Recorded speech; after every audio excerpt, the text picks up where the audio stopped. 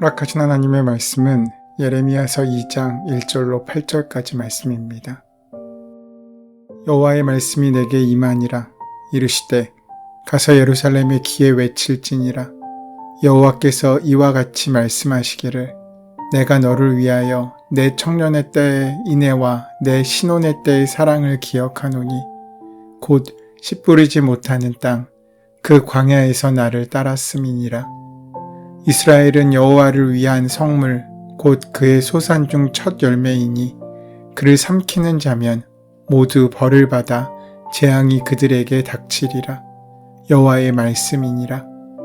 야곱의 집과 이스라엘의 집 모든 족속들아 여호와의 말씀을 들으라. 나 여호와가 이와 같이 말하노라. 너희 조상들이 내게서 무슨 불의함을 보았기에 나를 멀리하고 가서 헛된 것을 따라 헛되이 행하였느냐. 그들이 우리를 애굽 땅에서 인도하여 내시고 광야 곧 사막과 구덩이 땅 건조하고 사망의 그늘진 땅 사람이 그곳으로 다니지 아니하고 그곳에 사람이 거주하지 아니하는 땅을 우리가 통과하게 하시던 여호와께서 어디 계시냐 하고 말하지 아니하였도다. 내가 너희를 기름진 땅에 인도하여 그것의 열매와 그것의 아름다운 것을 먹게 하였거늘 너희가 이리로 들어와서는 내 땅을 더럽히고 내 기업을 역겨운 것으로 만들었으며 제사장들은 여호와께서 어디 계시냐 말하지 아니하였으며 율법을 다루는 자들은 나를 알지 못하며 관리들도 나에게 반역하며 선지자들은 바알의 이름으로 예언하고 무익한 것들을 따라하느니라. 예언자 예레미야는 북왕국 이스라엘이 패망한 지 한참 후에 그리고 남왕국 유다가 바벨론에게 패망하기 약 50년 전에 예언의 활동을 시작했습니다. 그는 남왕국 유다가 북왕국 이스라엘과 같은 멸망의 길을 걷는 것을 보고 하나님의 심판을 예고하면서 회개를 촉구했습니다. 예레미야가 예언하던 유다 말기의 국내외의 정세는 매우 급박하게 돌아가는 상황이었습니다. 이러한 역사적 격변기에 남유다의 왕으로 등극한 요시야는 국내적으로는 종교개혁을 단행하며 영적 회복에 힘썼고 국제적으로는 잃었던 땅을 되찾으며 과거의 번영을 회복하려고 했습니다. 예레미야가 선지자로 소명을 받은 지 5년이 지난 때 요시야 왕은 성전에서 율법책을 발견하고 이로 말미암아 요시야의 종교개혁의 속도가 붙기 시작했습니다. 하지만 이것은 영적으로 타락하여 멸망해가는 유다의 마지막 희망이었습니다. 왜냐하면 하나님께서 이것을 허락하지 않으셨기 때문입니다. 이스라엘의 죄악과 타락이 하나님의 진노를 더 이상 미룰 수 없는 지경에 이르렀습니다. 요시야는 국가적 위기 상황에서 이스라엘의 멸망을 막기 위하여 아수르와의 군사적 연합을 맺으려는 애굽왕 느고의 군대를 막기 위해 무깃도 전투에서 싸우다가 전사를 하게 됩니다. 요시야 왕 죽음 이후 그의 아들들이 이어서 유다의 왕이 되었지만 유다의 우상 숭배와 부패는 더욱더 악해졌습니다. 이런 상황에서 예레미야는 유다의 멸망과 심판을 외쳐야 했습니다. 유다 백성들의 가장 큰 문제는 하나님을 등지고 살아가는 데 있었습니다. 그들을 가나안에 인도하신 이유는 그들로 하여금 거룩한 백성이요 제사장의 나라가 되게 하시려는 하나님의 뜻이 있었기 때문입니다. 유다 백성은 온갖 잡신을 섬기며 혼란스러워진 가나안 주민들과는 달라야 했습니다. 그들은 사랑과 진리와 정의와 아름다움의 근원이신 살아계신 하나님을 믿는 백성이었습니다. 그런 그들이 이루어야 할 가나안 땅에서의 사명은 거룩한 백성이 되는 것이었습니다.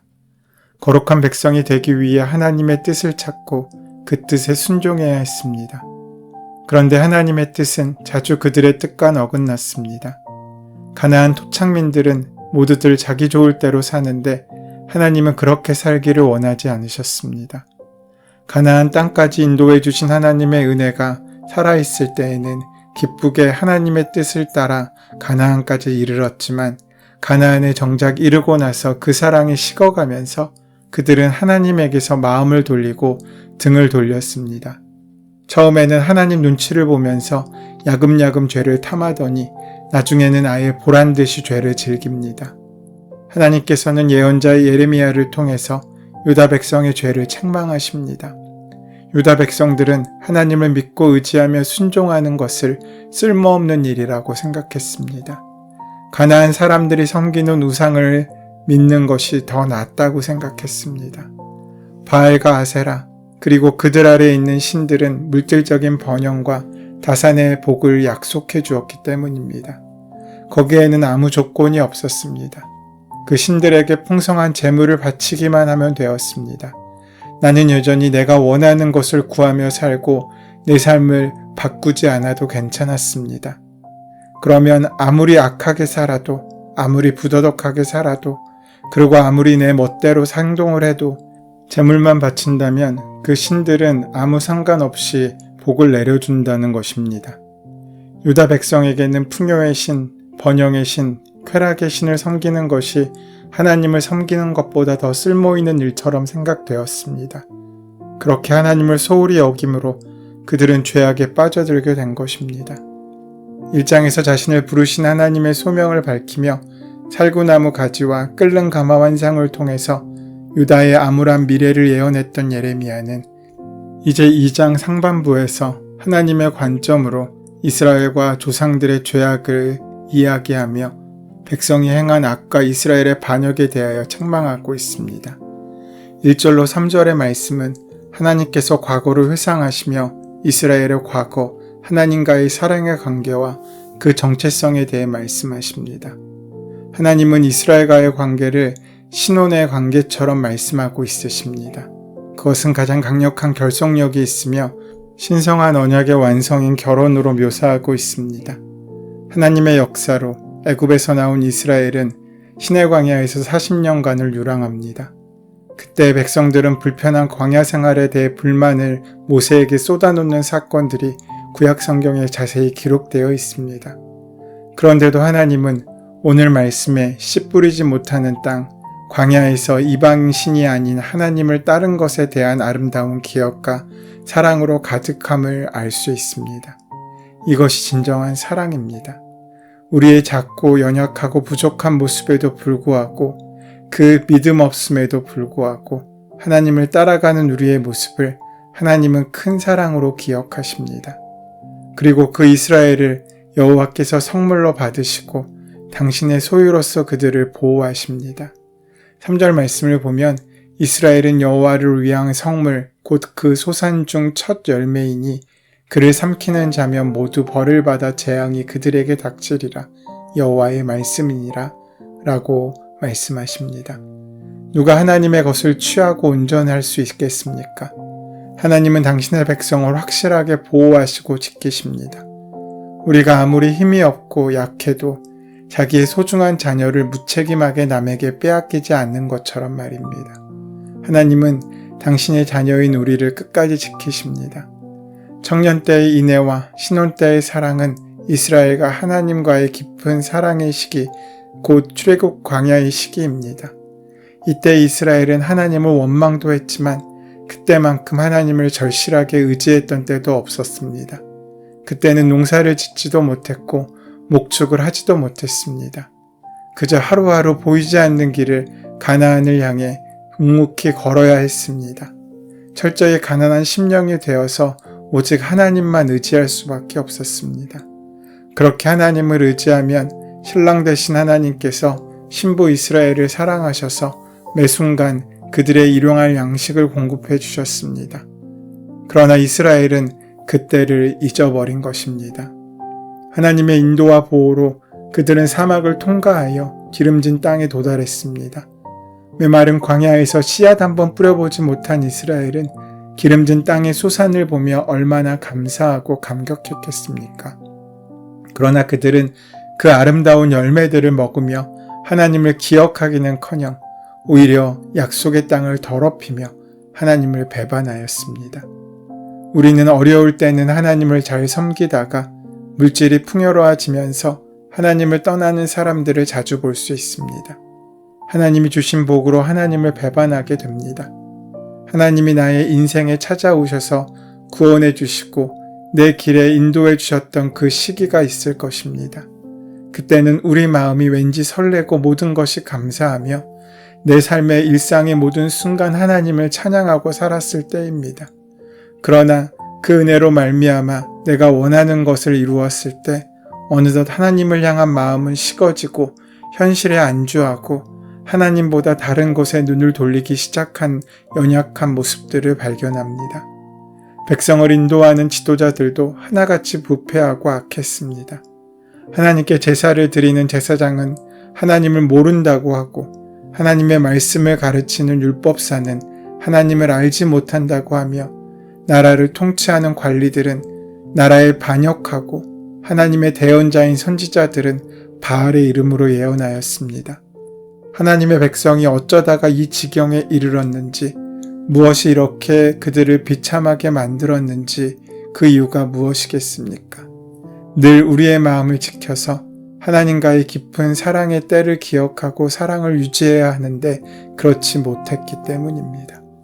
하나님은 과거를 회상하시며 하나님을 의지하고 사랑했던 이스라엘이 어떤 존재였는지를 깨닫게 해주십니다. 이스라엘은 하나님의 첫 열매입니다. 이스라엘을 선택하신 이유는 여러 민족들을 구원하시기 위한 하나님의 계획이었습니다. 예레미야를 열방의 선지자로 세우신 것도 그 이유입니다. 성물이었던 이스라엘을 삼키면 그 나라도 징벌을 받게 됩니다. 아수르도 그렇고 바벨론도 그렇게 될 것입니다. 그러나 하나님의 성물, 첫 열매였던 이스라엘이 점점 변질되어 이제는 하나님과의 관계가 너무나 소원해졌습니다. 4절 5절 말씀에 야곱의 집과 이스라엘의 집 모든 족속들아 여호와의 말씀을 들으라. 나 여호와가 이와 같이 말하노라. 너희 조상들이 내게서 무슨 불의함을 보았기에 나를 멀리하고 가서 헛된 것을 따라 헛되이 행하였느냐. 여호와의 말씀을 들으라는 마치 법정에서 피고를 향한 선고를 앞두고 있는 모습을 연상케 합니다. 이스라엘은 하나님과의 관계가 틀어진 것을 하나님 안에서 찾고 있습니다. 그러나 하나님에게는 그 어떤 불의함도 불의한 행위도 없으십니다. 하나님께서 이스라엘을 떠나신 것이 아니라 이스라엘이 하나님을 떠난 것입니다. 이스라엘은 하나님을 멀리 떠난 것뿐만 아니라 우상 숭배를 행함으로 불의를 저질렀습니다. 하나님과의 멀어진 이스라엘은 이제 그 사랑했던 하나님을 찾지도 않습니다. 하나님을 구하지도 않습니다. 이스라엘은 하나님이 과거의 출애굽의 기적을 통해 구원하시고 광야길을 걷는 동안에 불기둥과 구름기둥으로 보호하시고 인도하셨던 그 모든 은혜를 기억하며 계속해서 하나님을 찾아야 했습니다.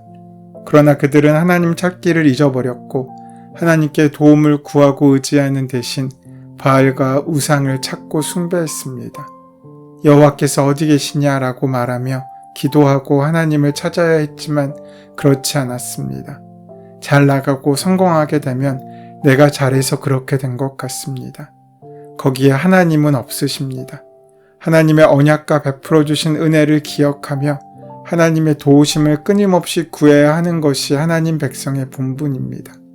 우리도 지난 인생 동안 베풀어 주신 하나님의 사랑과 은혜를 잊지 않고 늘 기억하며 계속해서 하나님 앞에 나아가 주님의 도우심과 은혜를 구하는 삶을 살아야 하는데 그들은 그렇지 못했습니다. 그래서 이어지는 7절, 8절 말씀에서 이스라엘의 반역의 모습을 적나라하게 보여줍니다. 제사장들 역시 여호와께서 어디 계시냐라고 구하지 않았습니다. 하나님을 가장 먼저 찾아야 할 제사장들이 하나님을 찾지 않습니다. 율법의 지식만 있고 하나님에 대한 전인적인 알미 없는 율법가들, 주변 강대국을 의지하던 정치 지도자들, 바알의 이름으로 예언하는 선지자들, 이들은 모두 이스라엘의 타락에 책임이 있는 사람들이었습니다. 그들은 모두 하나님의 뜻을 구하기보다 자신의 이익만을 추구하는 삶을 살았습니다. 그 결과가 심판과 징계였습니다. 우리는 부족한 사람들입니다. 하나님께서 함께하지 않으시면 망할 수밖에 없는 인생들입니다. 그렇게 하나님의 도우심이 필요합니다. 그래서 우리는 찾아야 합니다. 우리 가정에 하나님이 필요합니다. 우리 교회에 하나님 임재하여 주시옵소서. 내가 사는 삶의 자리에 주님 임재하여 주시고 우리를 통치하여 주시옵소서. 이렇게 기도하며 하나님의 도우심을 구하는 우리의 하루가 되기를 소원하고 축원합니다. 은혜의 주님, 주님께서 우리에게 베풀어 주신 은혜와 사랑이 헤아릴 수 없이 많지만 우리가 기억하지도 못하고 감사하지도 못하고 하나님을 기쁘시게 하지도 못한 삶을 살았습니다. 그런 우리를 용서하여 주시옵고 오늘 다시 은혜의 삶을 시작할 수 있도록 인도하여 주시옵소서. 예수님의 이름으로 기도드립니다. 아멘. 이제 오늘 이 아침 우리에게 허락하신 본문의 말씀이 오늘 나에게 주신 하나님의 음성으로 만나지기 위하여 본문의 말씀을 깊이 묵상하시고 함께 기도하는 시간 가지도록 하겠습니다. 함께 기도합니다.